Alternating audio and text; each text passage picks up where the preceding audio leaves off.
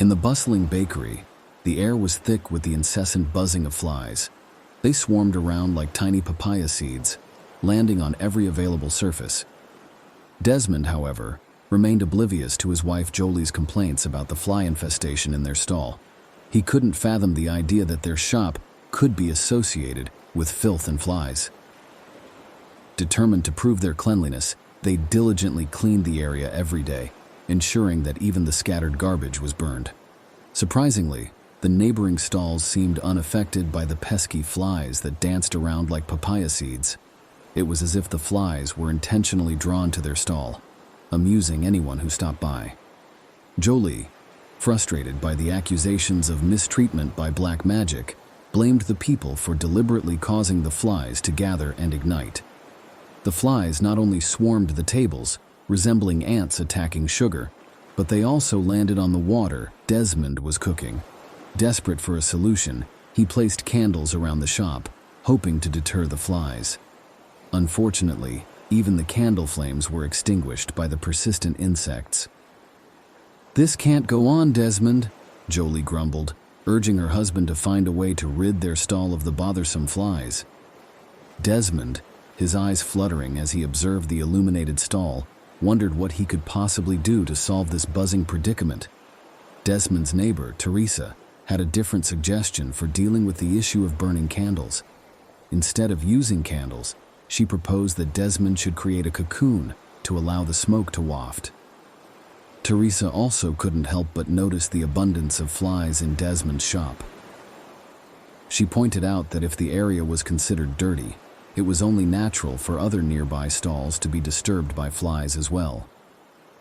Desmond, with a mischievous grin, jokingly remarked that the flies wouldn't drown, but he might drown from the smoke. He didn't pay much attention to his wife's accusations of mistreatment towards their shop, which is why he didn't bother about the flies. He believed that as long as there was no foul smell in the stall area, the flies would eventually disappear. If it wasn't garbage, the flies might be attracted to the smell of chicken or meat skin thrown into the trash can. Jolie, Desmond's wife, was furious at his dismissive attitude towards Teresa's suggestion. Teresa, on the other hand, advised against cursing at the flies, explaining that it would only make matters worse. She shared the wisdom passed down from her grandmother, who advised being patient when bothered by a swarm of flies. According to her grandmother, if one refrained from scolding the flies, they would eventually disappear on their own. However, if one were to curse at them, thousands more would come swarming in. Flies weren't the only creatures that couldn't be scolded. Even rats, as Teresa's grandmother knew, would sneak into the wardrobe if scolded. This resulted in clothes being torn to pieces by the rats' teeth. When a few rats are present, it's easy to assume they are hungry and searching for food. But when they gather in large numbers, they tend to hide. Grandma Teresa could always tell when a clan rat was causing a ruckus deliberately. The same goes for fleas buzzing around in search of food scraps. Teresa knew her grandmother wouldn't rush to anger if mice disturbed her rhesus seedlings, opting instead to use coir smoke to ward off the pests without harming them. The billowing smoke acted as a deterrent to the spirits of rats, preventing them from destroying the rice seedlings. As long as the coir burned, the spirits couldn't survive, and the rats would disappear. Teresa held this wisdom close to her heart. She never complained when a few flies disrupted her shop, simply lighting a candle to drive them away with the smoke. Desmond, on the other hand, would get visibly upset when flies landed on his stall table, expressing his frustration with colorful language. It seemed like the flies were his sworn enemies, causing him to vent his anger daily about their presence in his shop. Teresa released a heavy sigh as she recalled Desmond's deliberate taunting of her. She knew that if there were a lot of flies buzzing around, it would disrupt her shop's atmosphere. Taking proactive measures, Teresa prepared herself to prevent any fly invasion by sprinkling coarse salt mixed with green beans around her stall, a trick passed down by her grandmother to combat such nuisances. As a result, while Desmond's stall was swarmed with flies, Teresa's remained untouched. When Desmond began to lament about the flies infesting his stall, Teresa couldn't help but tease him, for disregarding the wisdom of the older generation. The presence of flies not only deterred customers from enjoying bread at Desmond's stall, but also made them opt for other options. The sight of flies covering the table like a layer of velvet made even regular customers hesitant to patronize Desmond's business. After enduring 3 consecutive days of fly invasions, Desmond grew increasingly agitated as he had to bear the costs of this ongoing issue. His wife, Jolie, also expressed her exhaustion from waking up before dawn, only to find that their efforts were futile. Despite resorting to insecticide sprays, the flies persisted in plaguing Desmond's shop, with the number of casualties increasing each day. The once inviting table now resembled a dark velvet canvas, deterring customers and causing further distress to Desmond and his wife. Desmond, concerned about his wife's sulking, reluctantly agreed to Jolie's request to meet Shaman Rodney and discuss the incident that occurred at her stall. As they walked home, Shaman Rodney couldn't help but notice their unease about the flies buzzing around. With a mischievous smile, he teasingly asked if they were afraid of flies. Jolie, trying to hide her anxiety, replied that while she could handle 1 or 2 flies, it became a nuisance when they multiplied. Desmond chuckled at her response, and Shaman Rodney suggested that if they cleaned up the garbage and eliminated the bad smell, the flies would no longer bother them. He also suspected that the issue at their nephew's stall was not caused by flies, so they all headed to Desmond's bakery shop. Shaman Rodney performed a ritual with water and sand, instructing them not to do any business until Friday. Desmond, unable to stay away from his bakery shop, continued working despite the flies. However, Shaman Rodney assured them that after a few days without business, the flies would disperse. True to his words, when Desmond's friend visited his stall after a few days, he was surprised to hear about the fly problem.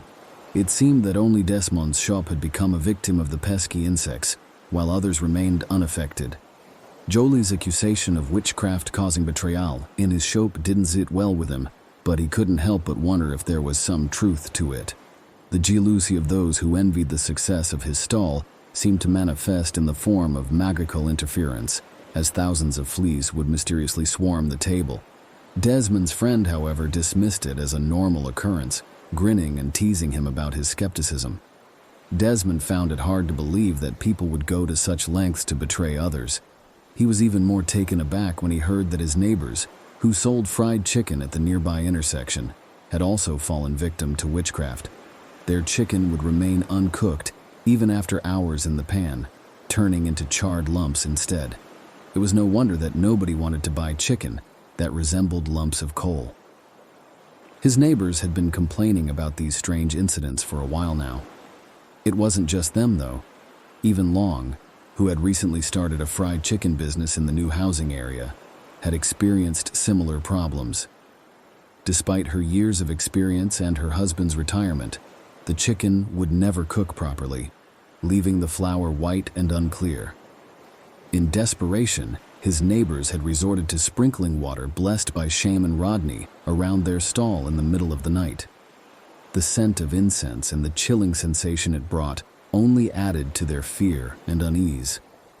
Desmond's heart sank at the thought of being betrayed by such dark magic. It was no wonder he was hesitant to continue selling fried chicken if it meant dealing with such sinister acts.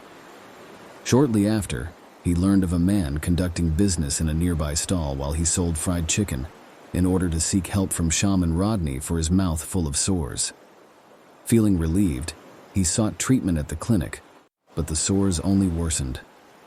Despite multiple visits to Shaman Rodney, the sores persisted, eventually spreading like grains of rice. The man eventually confessed to burying a bottle filled with burial soil beneath his neighbor's stall, hoping to sabotage his fried chicken business and divert customers elsewhere. "Desmond, people still resort to dark magic," his friend remarked, recalling the unsettling events that transpired with the neighbors. Although the neighbors remained silent, the man from the neighboring stall admitted to his misdeed of burying the bottle filled with burial soil. Desmond was shocked by the revelation and couldn't believe that someone would go to such lengths to harm another person's business. He couldn't understand why the man would resort to dark magic instead of simply competing fairly in the marketplace. The incident served as a stark reminder to Desmond that there were still people out there willing to resort to dark magic to get ahead. But he also learned the importance of seeking help from those who were knowledgeable in such matters, like Shaman Rodney, in order to overcome any obstacles that came his way. In today's modern world, the practice of black magic still persists, causing unknown harm to individuals. Some food business owners resort to protective charms and talismans rooted in traditional beliefs to shield their establishments from negative energies and ill intentions. For example, in certain Chinese shops you may come across dried animal parts like cow or elephant tails adorned with inscriptions near the counter, believed to offer protection and ward off harm. These mystical practices are believed to attract more customers, with business owners hoping for an enhancement in their business prospects. While the scientific validity of these practices remains unproven, there are those who believe that invoking supernatural forces can have a positive impact on customer flow and overall success. The use of black magic in business is a controversial topic, with some seeing it as a way to gain an edge in the competitive market. However, the use of black magic in business also raises ethical concerns, as it involves manipulating supernatural forces for personal gain. Some argue that relying on such practices goes against principles of fair competition and integrity in business. Additionally, there are concerns about the potential negative consequences of dabbling in black magic, such as attracting negative energies or karma that could harm the business in the long run. Despite the controversy surrounding the use of black magic in business, it continues to be a prevalent practice in certain cultures and industries.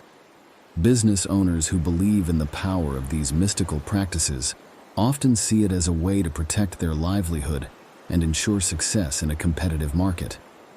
Whether these beliefs are rooted in superstition or genuine faith, the use of black magic in business remains a complex and divisive issue in today's modern world. Are you a fan of all things horror, or just someone who loves a good fright? Look no further than our channel, Undefined Horror Whispers, where we have a little something to satisfy every taste. So, if you're ready to be spooked, join us and get ready for a thrilling experience.